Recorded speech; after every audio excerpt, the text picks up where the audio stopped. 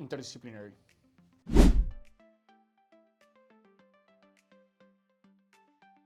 I am a big eater, so definitely snacks.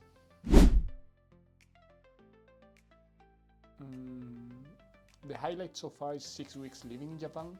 Let's see what's next. Night owl.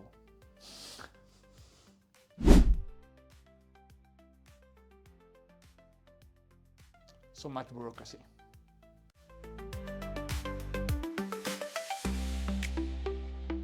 Hi everyone! Welcome to Next Gen Scientist at the Institute of Science and Technology, Austria. I am Ana Rita Cavaco, and together we'll take a look at the science and the scientists in the making here at ISTA. I am very excited for today's episode, and our guest is Manuel Soriano. Hello. Hi. Manuel is a postdoc at the group of Professor Edelsbrunner, and today we will be talking about becoming a computational mathematician.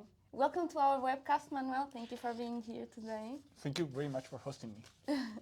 So, without any further ado, I want to know, as a computational mathematician, what is it that you do? What is your work about? So I would say what we usually do is to study how computers and mathematics interact in a very broad sense.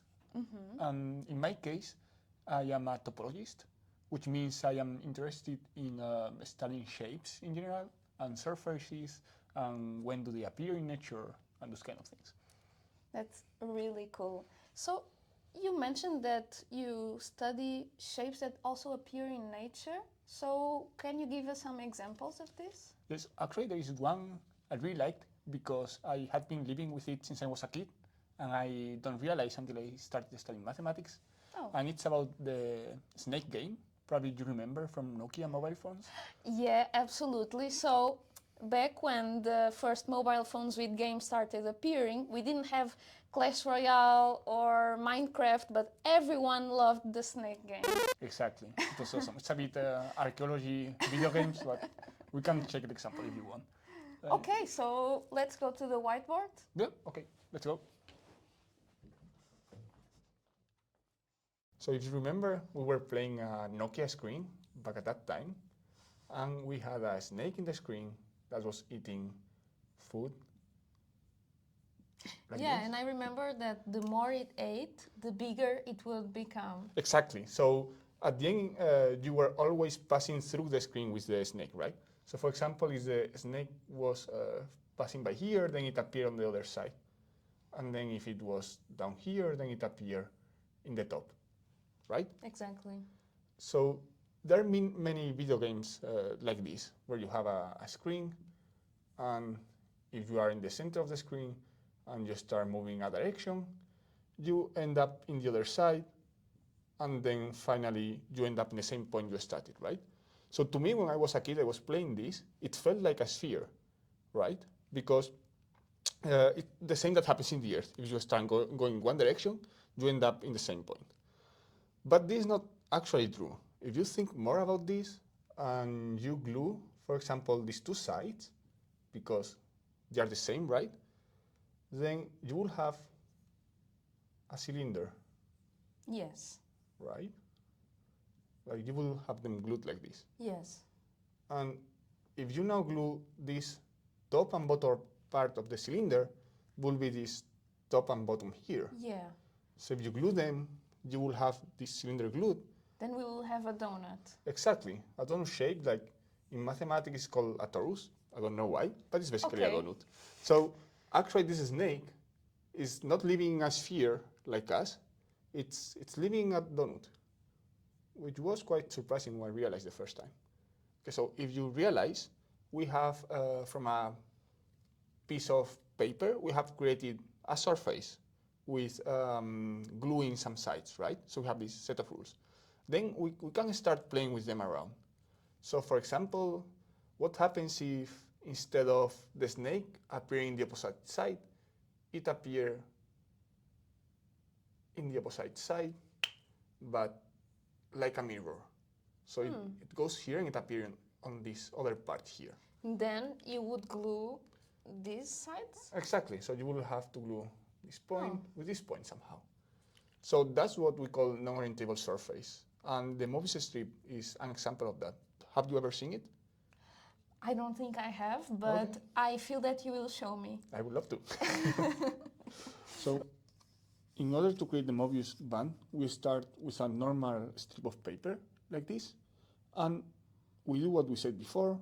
We glue these two sides, but in such a way that the top of this will coincide with the bottom of this other side. So we go here, and then we turn it like this. Then we have this blended strip, which is called the Mobius strip, and it's called non-orientable because of the following fact. If we start on one side and we continue walking, we could walk the strip and appear on the other side without crossing the border, which means that there is actually only one side. There is not two sides because it doesn't make sense anymore. There are only one side, and this is called a non-orientable surface. Okay, so there are also examples of non-orientable surfaces similar to the Mobius band, but with this shape.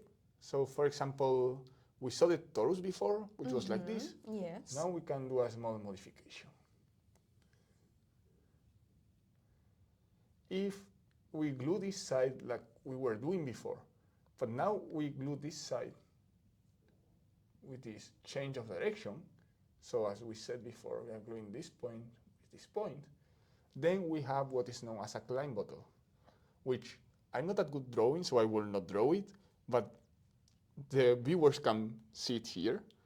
And it's a very good surface because it can be represented in the three-dimensional space without crossing itself.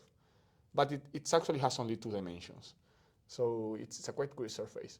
And surprisingly, it appears in nature as well. Oh, do you have some examples of where it appears in nature? Yes, actually, one I really liked is how they appear in images. Because as you can imagine, when we have a picture, it has millions of pixels, so it's huge. Yeah. So, but when you make a picture of the real world, of the outside, there are not so many possibilities, right? It's very concrete forms. So then they tend to concentrate around concrete surfaces. And if you consider only 3x3 images, so it can be like patches from the real world images, Yes. so only 3x3, then most of the patches from real images are not randomly in the space, but they tend to concentrate around a climb bottle. So that was very surprising when I read it by the first time.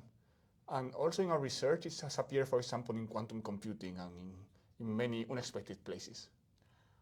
Oh, okay. So indeed, these non-orientable surfaces can be used also in collaborations with different areas of science, and it can even be used for computing, quantum computing. Exactly. They help us to understand what we are studying, actually. So a physicist, when they see this shape, then they say, so this is what's happening, actually. And it helps us to clarify things. Wow, that's super interesting. But I would like now to know more about how you came to do this kind of work. So shall we go back to the sofa? Okay, let's do it. Now, to work with these shapes, these non-orientable surfaces, first you had to become an expert in computational math, that is established. But do you know what was the turning point that made you realize you wanted to be a mathematician in the first place? Yes, actually it was back in high school.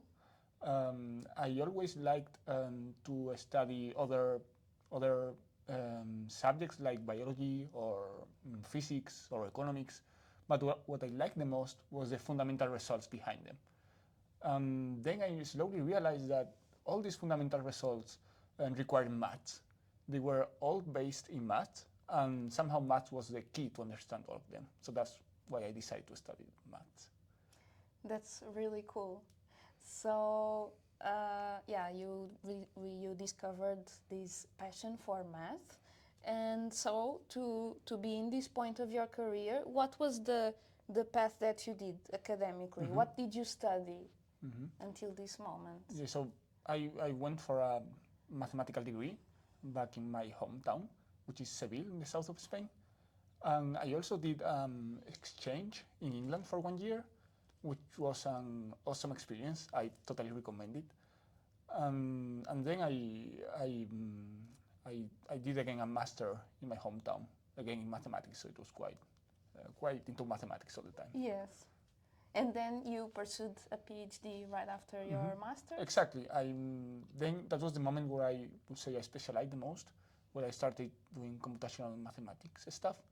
And it was PhD also in Seville.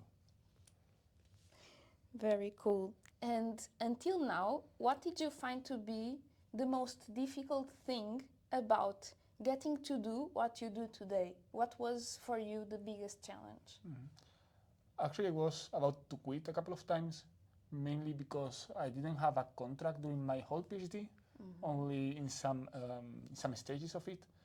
So then I had the need of finishing soon.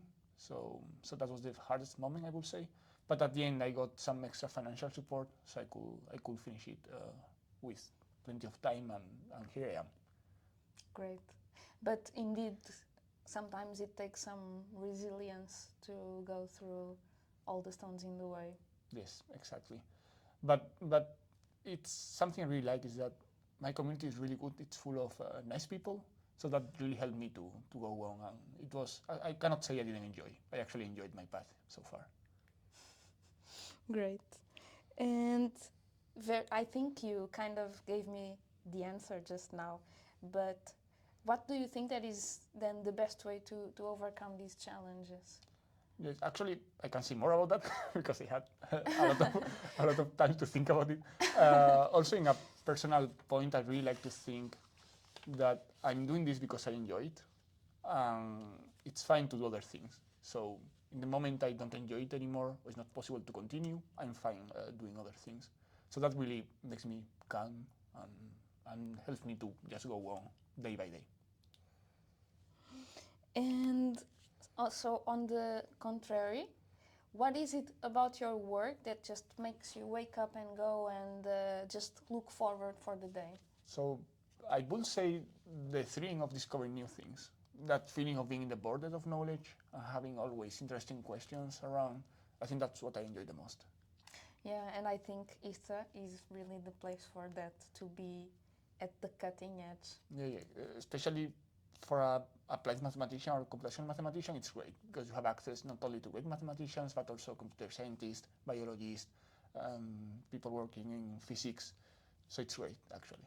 Yes, definitely. And so now you are doing this postdoc. Is this your first postdoc? Yes, it is. So what is next for you? What do you want for your future? I have been here already 2 years, but I want mine to stay some more years. I'm enjoying very much and I still have plenty of things to learn. I would also like to travel around a bit, do some small stays maybe in other countries to learn more, having other points of views. And in the middle term, I think I would like to go back to my hometown and apply there what I have learned all around the world. I think that would be awesome. And would you like to continue in academia? Most likely yes, but as I said before, I'm fine also changing if it doesn't turn out at the end. But I would say it's my first choice. Yeah, because in the end there are so many different things a scientist can do. So now to finish this part, I would say that we go back in time a bit to younger Manuel, who was already so much into math, already in high school. So if you could talk to him again, which advice would you give him? That's a good question. I think what I would recommend is to do more creative activities in any sense, like writing or music or whatever someone likes, because I think it's the best way to evolve as a person, to improve. in many aspects. And I think as a teenager, it's the best moment to do that. I think later it's more difficult, I would say. Then life just keeps happening Exactly. and putting more responsibilities on you. Exactly. Somehow that magic's disappear, kind of. So I think Yeah. it's a great moment to do that. Yeah, I think this is a very good advice. And sometimes back in this time, in these teenage years, we might be very worried about grades, about studying, and it's quite easy to forget about developing hobbies, other skills. Exactly. So that's great advice. So thank you for telling us your story of how you became a computational mathematician. And now it's time for the game show section of this webcast. Let's play This or That. And today our theme, I will actually let you pick. Oh, So we have 3 options here. that's new. Yeah, this is new. And I want to see them. choose wisely. One in the middle. Okay. So our theme is warning signs. So I need some context. I will show you some pictures Okay. of warning signs that you will see here in the card instead of the webcast logo. And I will also give you 2 options, and you have to tell me what that warning sign is for. Okay. And you, on that side, you can also test your knowledge on warning signs. A lot of these signs can be found in labs. And also, you can keep track of your score along the different episodes. So, are you ready? Let's go. Okay. Is this sign for radiation flux or ionizing radiation hazard? I will say B. Correct. Hazard. Biohazard or pathogen containment? I think I will say biohazard. Correct. Very well. Yeah, after COVID, these symbols are more familiar to everyone. So, do we have here Wi-Fi subject to fee or radio frequency radiation hazard? I have never seen this, so I will say B. Because Correct. I have paid for Wi-Fi. Very well. Here, electric hazard or Harry Potter fans ahead? I would love it will be the second one, but I have the feeling it's the first one. Electric Correct hazard. ahead. Correct again. Here, seek dance moves ahead or slip and fall hazard? Yeah, I think it's the only one who applies to mathematician, so I think I know it's B, sleep and hazard. It's the only one you can find in your Exactly, in my lab. workplace, in your lab. Very well. Here, flammable material or bonfire alert?